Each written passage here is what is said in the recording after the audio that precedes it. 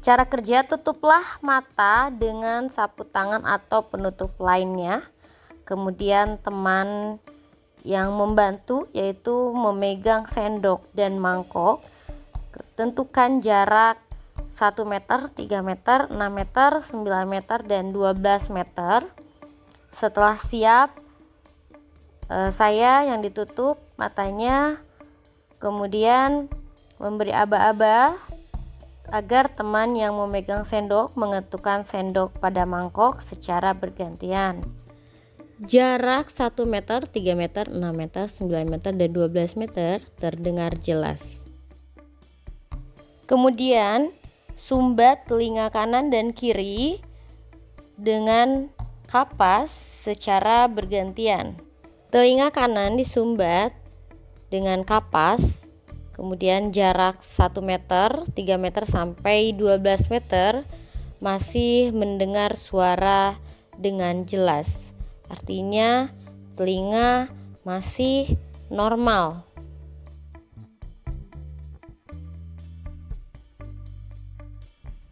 Telinga kiri disumbat dengan menggunakan kapas. Jarak 1 meter, 3 meter, 6 meter, dan 9 meter suara masih terdengar jelas meskipun salah satu telinga ditutup kapas. Namun pada jarak jauh yaitu 12 meter suara mulai terdengar kurang jelas atau samar. Kejelasan suara terutama pada frekuensi suara rendah. Maka dari itu, telinga yang dapat mendengar dengan lebih baik yaitu telinga sebelah kanan. Percobaan ini menunjukkan peran telinga dalam menerima suara dan dampak penutupan telinga terhadap kemampuan pendengaran. Kesimpulan, kepekaan pendengaran manusia bergantung pada kondisi kedua telinga. Penutupan salah satu telinga mengurangi kemampuan mendengar secara signifikan, terutama pada jarak jauh.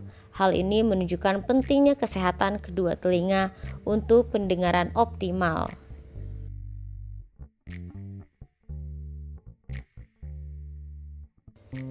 Struktur dan fungsi telinga.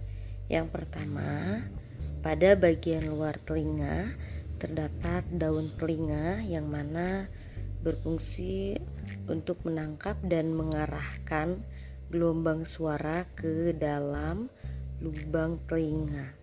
Nah, lubang telinga ini termasuk bagian luar telinga yang berfungsi mengalirkan gelombang suara ke gendang telinga.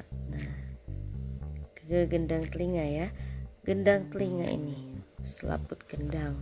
Selaput gendang termasuk bagian tengah telinga, berfungsi sebagai membran yang bergetar akibat gelombang suara dan meneruskan getaran ke tulang-tulang pendengaran. Kemudian di sini ada saluran gendang. Saluran gendang ini membantu menghantarkan getaran dari gendang telinga ke tulang pendengaran. Ini ya. Kemudian tingkap bulat. Tingkap bulat ini termasuk bagian dalam telinga, berfungsi untuk mengimbangi tekanan cairan di dalam koklea selama proses penghantaran suara. Nih. Kemudian ada saluran setengah lingkaran. Ini saluran setengah lingkaran berfungsi untuk menjaga keseimbangan tubuh melalui deteksi posisi kepala. Saluran setengah lingkaran ini termasuk bagian dalam telinga. Selanjutnya ada tulang sanggurdi. Nah, tulang sanggurdi ini berfungsi untuk menguatkan dan meneruskan getaran suara dari tulang landasan ke tingkap oval. Tulang sanggurdi juga termasuk bagian dalam telinga. Selanjutnya ada rumah siput atau koklea. Rumah siput ini berfungsi untuk mengubah getaran suara menjadi impuls listrik yang akan diteruskan ke otak. Selanjutnya ada saluran Eustachius, di mana saluran Eustachius ini termasuk bagian tengah telinga, yaitu untuk menyeimbangkan tekanan udara di dalam telinga tengah dengan tekanan udara luar.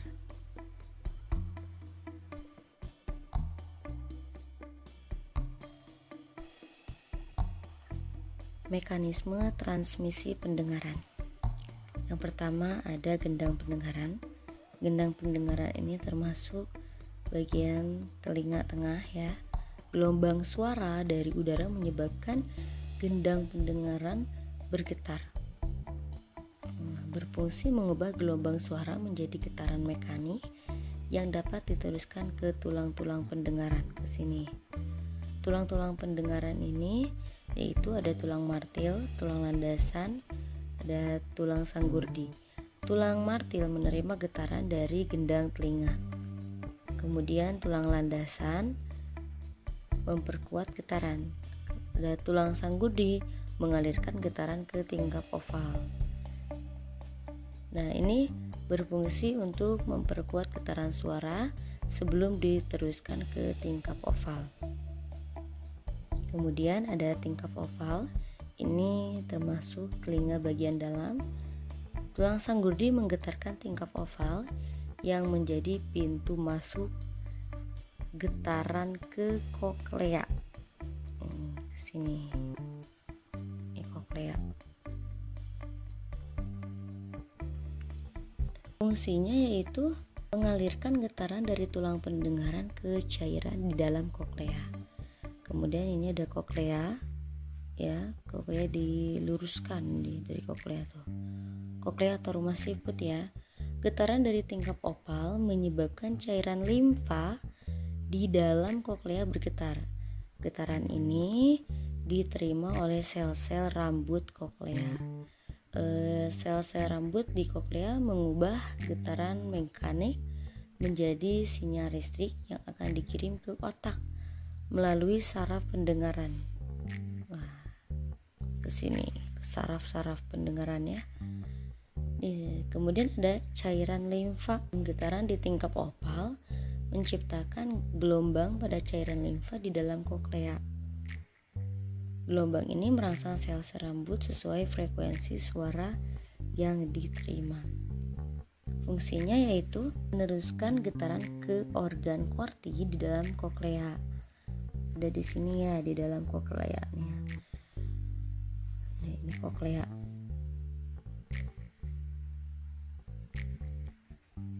Tempat infus saraf dihasilkan untuk diteruskan ke otak.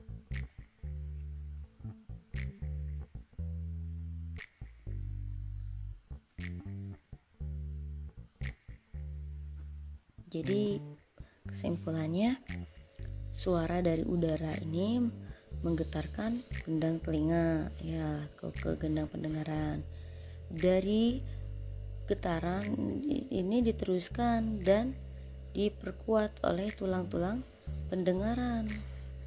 Kemudian getaran masuk ke tingkap oval ke sini atau jendela oval. Kemudian mengalir ke cairan limfa dalam koklea. Di sini ada cairan limfa ya. Nah, kemudian sel rambut di koklea menangkap getaran dan mengubahnya menjadi impuls listrik. Impuls dikirim melalui saraf pendengaran ke otak sehingga suara dapat didengar.